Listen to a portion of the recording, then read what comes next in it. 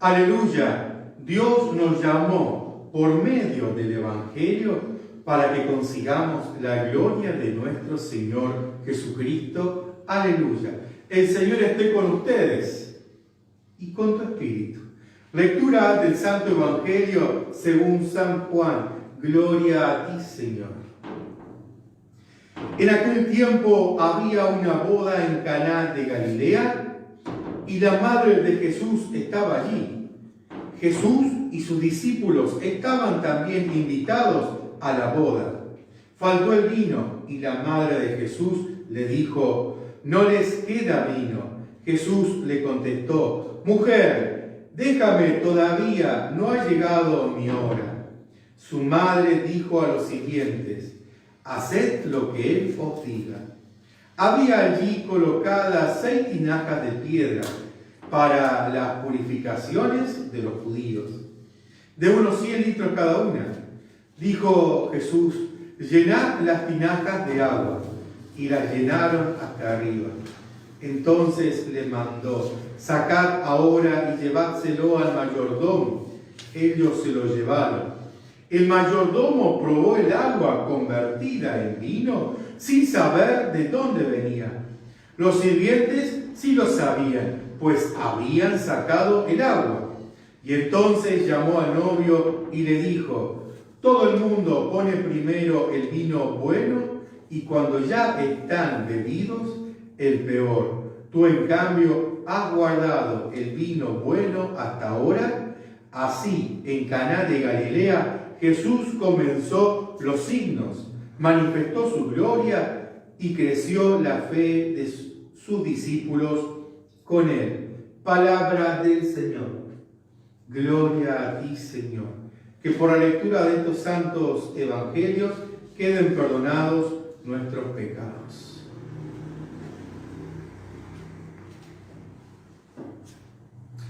En esta fiesta tan particular que estamos celebrando hoy, la solemnidad de Nuestra Señora del Renacimiento Espiritual, la Iglesia se llena de gala y de fiesta. ¿Por qué? Porque es el Día de la Madre, de nuestra Madre, Nuestra Señora del Renacimiento Espiritual.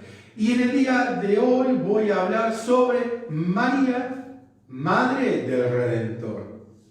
El obispo Pacelli, en su encíclica Mystici Corporis del año 1943, afirmó de María: su alma santísima estaba llena del Espíritu Divino de Jesucristo, más que todas las otras almas creadas por Dios.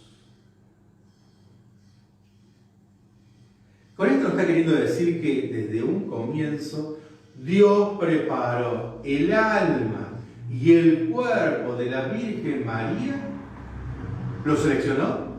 ¿Para qué?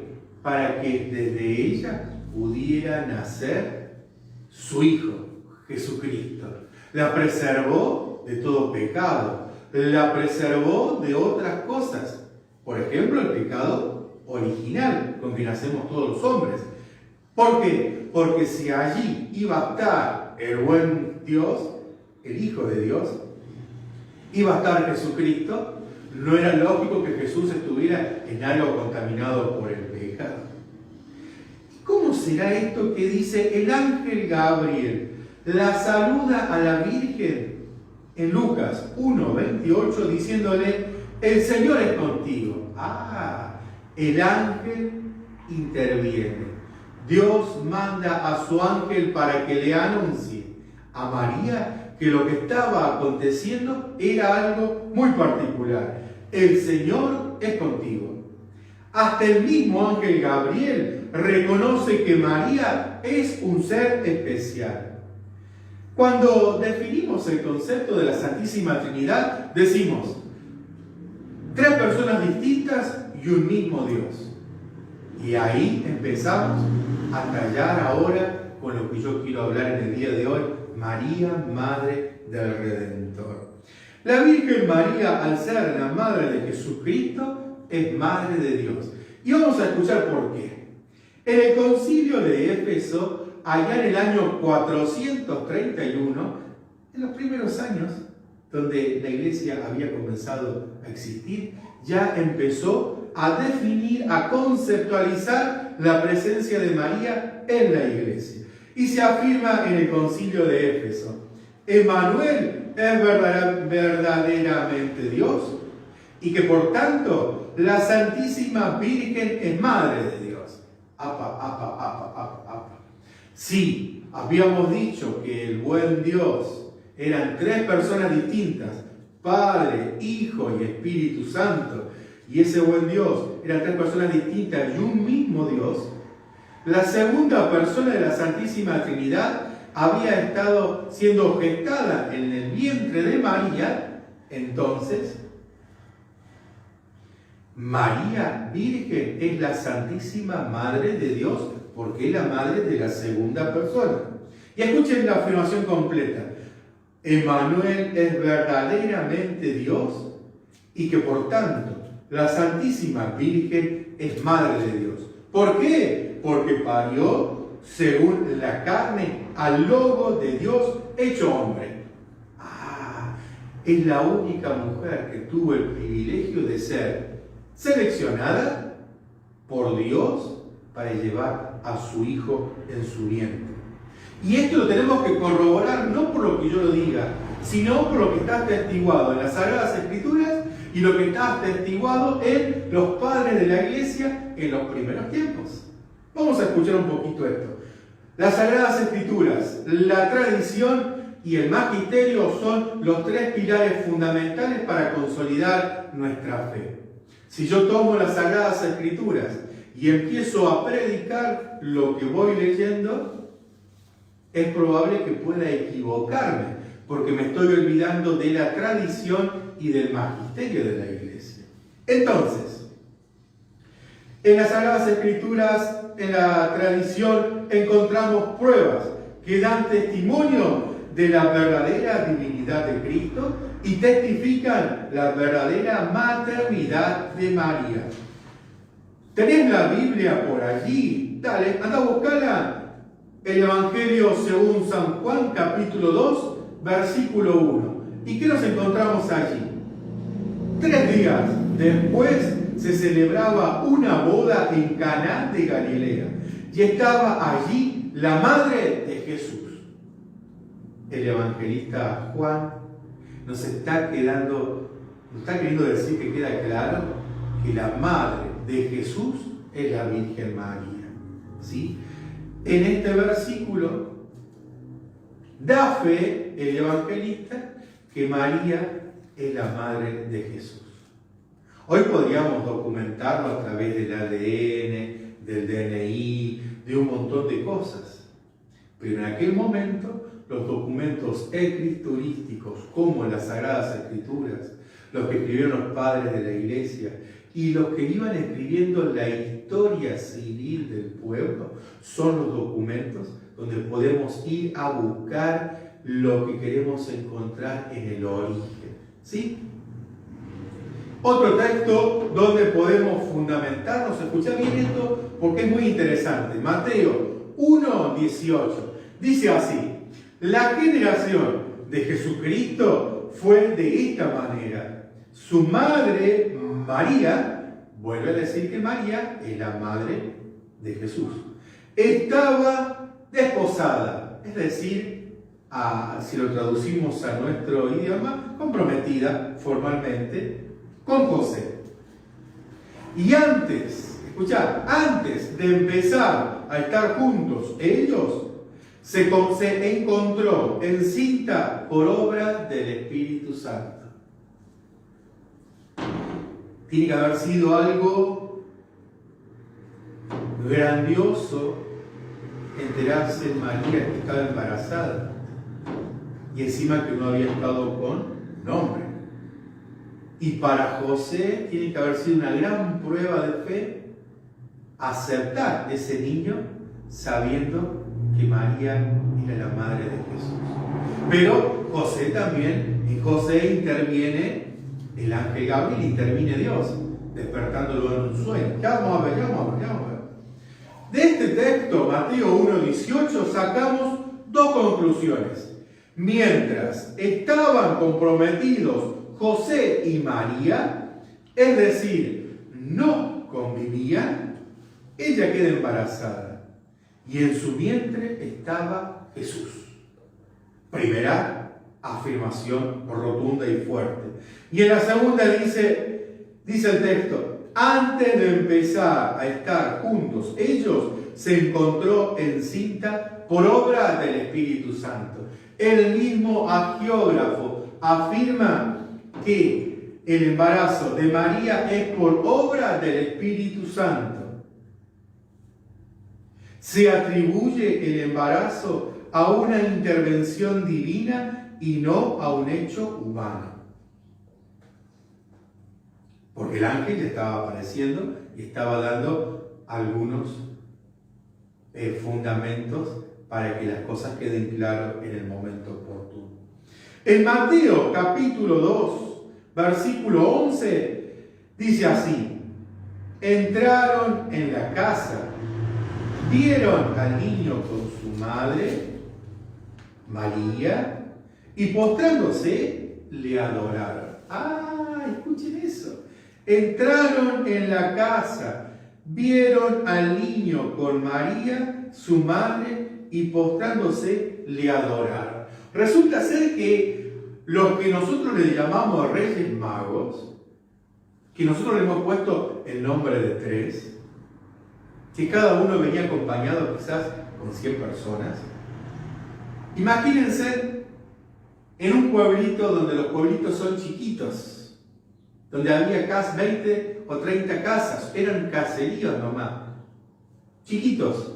Aparecer una caravana con 300 personas, pararse al frente de una casa y bajarse 3 personas con cajas y cada uno de ellos entra a ese establo y se arrodilla frente al niño Dios, tiene que haber sido algo que solamente Dios guió el paso de ellos para llevarle el oro, el incienso y la mirra. Se postraron y le adoraron.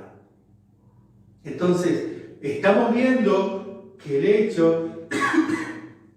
hecho de haber Jesús intervenido en la historia naciendo de María, no pasa desapercibido, sino que empieza a haber signos portentosos. ¿Para qué? Para que podamos decir realmente Dios está interviniendo en la historia. Los Reyes Magos reconocen en él al divino niño Jesús.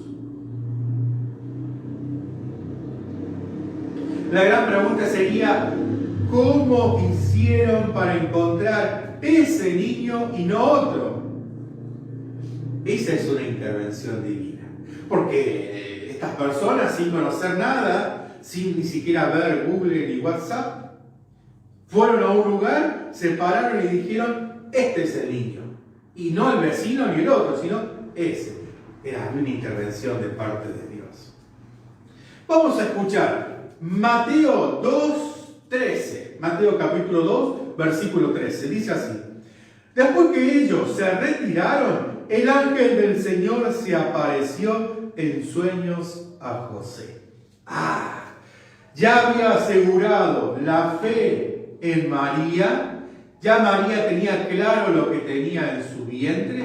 Ahora tocaba confirmar en la fe al que iba a ser el Padre putativo de Jesús, el que lo iba a cuidar. Entonces dice así, el ángel del Señor se apareció en sueños a José y le dijo, levántate, toma contigo al niño y a su madre y huye a Egipto. Estate allí hasta que yo te diga. María tenía la misión de tener al niño. José tenía la misión de cuidarlo y de proveerles alimento, cuidado, casa. Y el ángel dice, le da una misión a José en este momento. Dice, levántate, toma contigo al niño y a su madre, huye a Egipto. Esto era para que preserve la vida del niño. Vamos a otro texto donde vemos la preciosa presencia de María en la vida de Jesús. Mateo capítulo 2, versículo 19 y 20. Dice así: muerto Herodes, el ángel del Señor se apareció en sueños a José en Egipto y le dijo, versículo 20, levántate, toma contigo al niño y a su madre y ponte en camino de la tierra de Israel, pues ya han muerto los que buscaban la vida del niño. Así como el ángel, para preservar la vida del niño Jesús, le dice a José que lo llevara a Egipto. En cordobés diríamos, muerto el perro, se acabó la rabia. Muerto Herodes, se acabó la persecución a Jesús. Y el ángel le dijo, vuelve a el pueblo donde ibas a empezar tu vida, a la tierra de Israel. En Lucas 1:43 dice así el texto.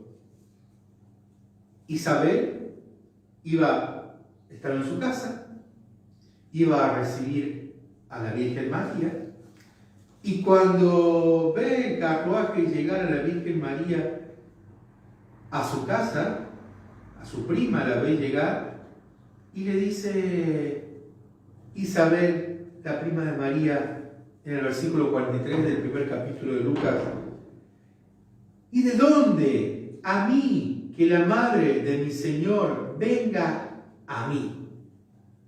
Ya estaba sabiendo Isabel que María estaba encinta de Jesús, estaba embarazada de Jesús, y sabían que ese bebé no era un bebé común, sino que era un bebé especial. Y dice así, en el versículo 44, porque apenas llegó a mis oídos la voz de tu saludo, saltó de gozo el niño en mi seno.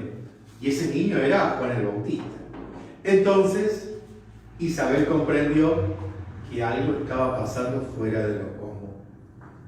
Acá he presentado algunos textos para decir, en las pruebas de las Sagradas Escrituras, encontramos que María es la madre de Jesús, es la madre de Dios, es la madre del Redentor. Los padres de la Iglesia dicen sobre el tema que estamos tratando. Esto lo acabo de sacar del libro del manual de William Ott, Teología Dogmática. Dice así: San Ignacio de Antioquía, porque nuestro Señor Jesucristo fue llevado por María en su seno, conforme al decreto de Dios, de que naciera de la descendencia de David, más por obra del Espíritu Santo. San Ignacio de Antioquía, tomándose quizás las palabras de Isaías del Antiguo Testamento, está afirmando que el Mesías iba a ser descendiente de la tribu de David. Y si decimos que María había sido seleccionada desde un primer momento para ser la madre de Jesús, también tenemos que tener en cuenta estos detalles históricos fundamentados en las Sagradas Escrituras. Otro importante padre de la Iglesia dice, San Ireneo se expresa así: este Cristo, como logo del Padre, estaba con el Padre. Fue dado a luz por una virgen. Este Cristo, como logo del Padre, estaba con el Padre.